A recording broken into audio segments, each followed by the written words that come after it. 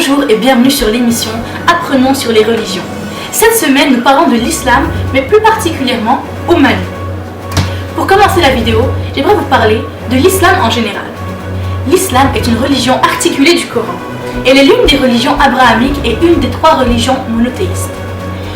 L'islam regroupe un peu plus de 1,6 milliard d'adeptes sur la planète, c'est-à-dire 23,4% de la population mondiale. La religion des musulmans est née le 16 juillet 622 de l'ère chrétienne avec comme prophète Mahomet et comme idole Allah, qui est le même Dieu des 3 religions monothéistes comme Yahvé et Dieu qu'on appelle chez les chrétiens. Maintenant, pour vous parler de l'histoire et de la signification de la Tabaski, qui est le sujet principal du reportage, voici Claudia Serrano.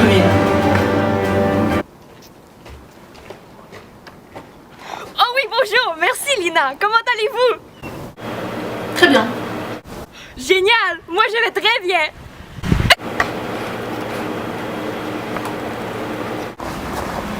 Pour commencer, la Tabaski est sans doute la fête la plus importante de l'islam. Elle est communément appelée l'Aïd al-Adha ou simplement l'Aïd. Cependant, dans certains pays d'Afrique de l'Ouest et d'Afrique centrale tels que le Tchad, le Cameroun et le Mali, ce rituel est nommé Tabaski qui signifie la fête du sacrifice.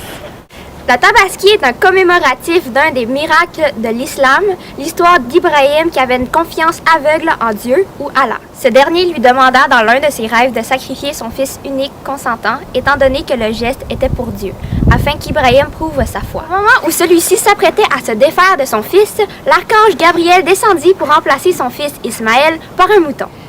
C'est pour cette raison que chaque année, au 10 du mois d'Oût al-Hijja du calendrier arabe, les musulmans sacrifient un mouton pour perpétuer la tradition. Et c'était Claudia Serrano, Montréal. Merci Madame Serrano. Maintenant, à Sophie Douan qui va nous parler de la préparation et de la fête en tant que telle. Chaque père de famille doit acheter un mouton pour célébrer le sacrifice et des habits neufs pour la famille. Pendant cette semaine, les filles passent entre 2 et 5 jours chez la coiffeuse pour devenir les plus belles du quartier. Vêtues de leurs plus beaux vêtements, les Maliens se rendent à la mosquée. Ensuite, ils creusent un trou pour recueillir le sang du mouton et c'est l'imam qui égorge le mouton. Pendant la journée, les femmes cuisinent les plats qui vont accompagner le mouton. Les musiciens viennent danser et chanter autour du quartier.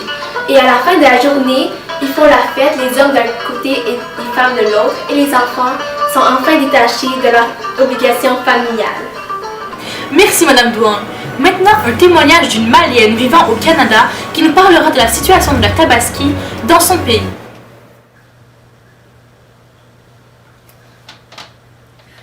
La Tabaski est un événement très festif.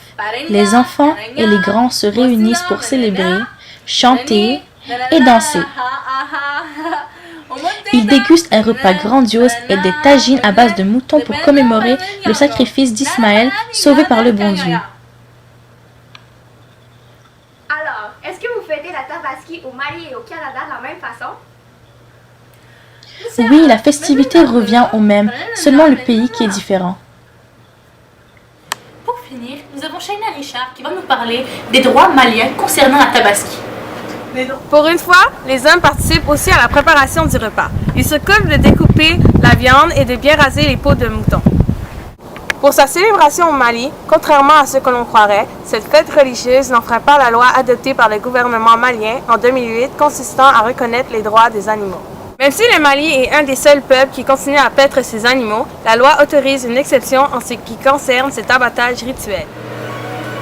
J'espère que vous avez apprécié l'émission d'aujourd'hui. On se revoit la semaine prochaine pour une nouvelle religion. Merci!